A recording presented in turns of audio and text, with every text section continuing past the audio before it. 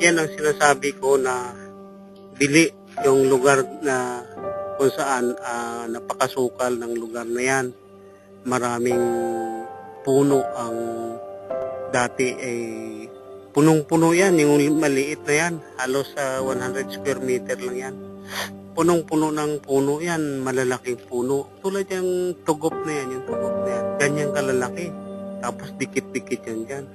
Kaya lang, nitong bandang huli na, kinaingin na yan ng bayaw ko.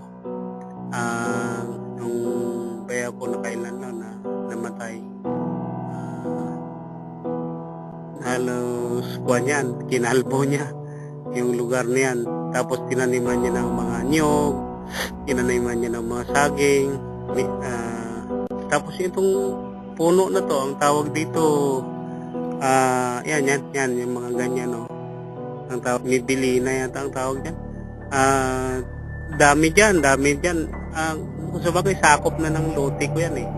Kaya lang, nagtanim sila dyan ng maraming mga puno. Kaya, halos nakalbo na yan. Ang natira na lang dyan, yan, mga, sino naghambal nga may engkanto to? Si Imok? Ano na to siya?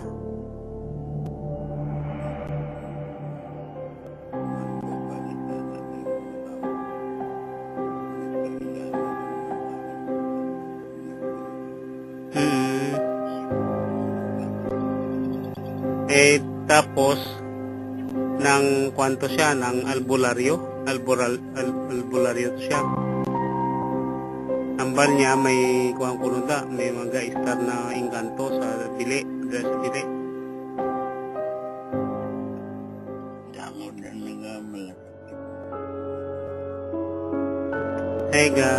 Gaayo.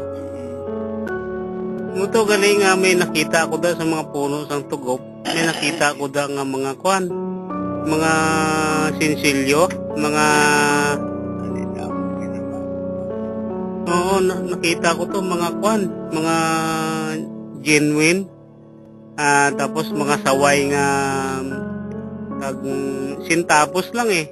Nakita ko da sa mga puno sang tugop sa tong bata pa ako na pirmi ko da nagasulod sa na yan. Ang sinasabi namin na palibot niya. Ito ang tinatawag na tugok. Yung mga ugat niya ang lalaki. Pwede ka magtago kung silalim mo.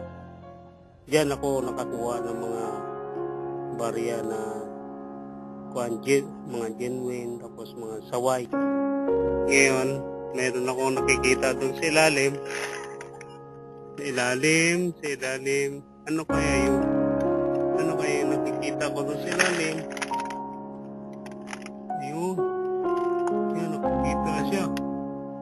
Wala, hindi pala ito engkanto kundi itik na nangingitlog.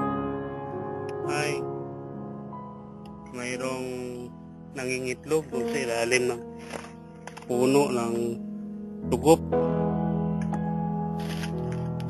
Yan, yung sa loob na yan. Ngayon, iba na yung mga nakatalim. Yan yung bili tinatawag yung bili. Yan yung lugar na. Paano nangyari, na sang ginsugan mo ang ginsugan ni Manny Herman ang mga bagakay na tinubuan siya sa bukol sa suso. Bukol? Dalawang suso. Dagko? Malalaki. Tapos anong ginawa niyo para Dali na magdako mo. Oo. Wala ng kadlaw, dagko na. Sa pano. Dito galing yung Anhan ko papagpag.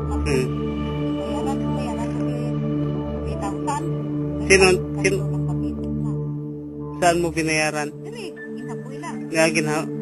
Tinapon mo lang dito. At 3,000 ron na tagpon.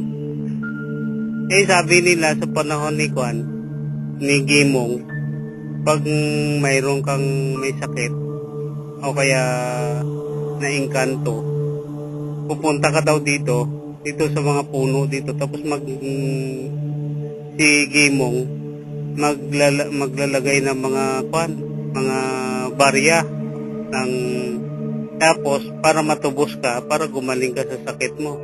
Totoo pala yun. Hanggang ngayon nangyayari yun. Ito kasi yung yung sabi ko sa video na mayroong bili. Ang bili siguro dito banda yun eh. Dito. Yung pinakamalaking puno dito na yung bili. Ito na yung pinakaloob ng ng yung tinatawag namin na bili na puro ito malalaking puno ang nandito. Yung tugob nga yung ganyan. Pero yung iba malalaki pa dyan eh. Yan, yung tugob na yan. Pinakuan pala yan, pinalagari ng tatay ko lahat. Kaya nawala yan yung mga malalaki dito. Naubos. Dito, meron dito na magkadikit yan. Dalawa yan dyan, di ba? Tapos meron dyan. Meron doon.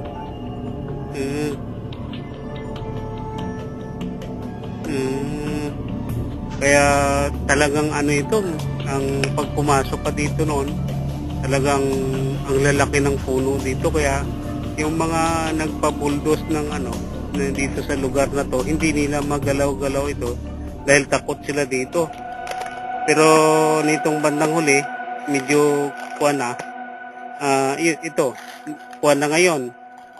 Ginawa ko tanggal ko yung mga damo, yung hindi naman mapakinabangan. Ito, yung mga anukol pala yung malalaking kuha na yan. Balagon. Ayan.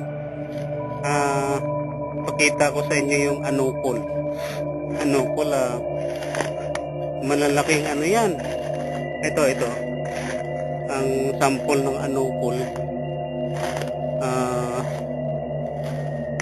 Ano ba yung mga anukol dito? Ito ba anukol? Diba ito alam? Ito. Ayun no? Yung malalaking vines, yan. Malalaki niyan, Yan yung mga anukol na malalaki. Pag sumabit ka dyan, kahit mag-ano ka eh. Kahit hindi ka ito. Hindi yan basta-basta napuputol. Yan. Ito yata yung inakyat ko. Meron kong inakyat dito na puno na mayroong yung halo. Ano ang tawag? Yung halo. Tapos inakyat ko yung puno nung maliit pa ako. Tapos nandun siya sa taas. Tapos tumalon. Inabol nila sa baba. Hindi naman nahuli. Dito yun eh. Ayun Ayun. Ito yata yun eh. Kaya lang namatay na yan. Kaya pala namatayan. Inano niya. Binalatan. Oo. Ito to? Yan. Yan siya. Ito ngayon. Dito ngayong yan yung inakyat ko na mayroong putol ang buntot ng halo.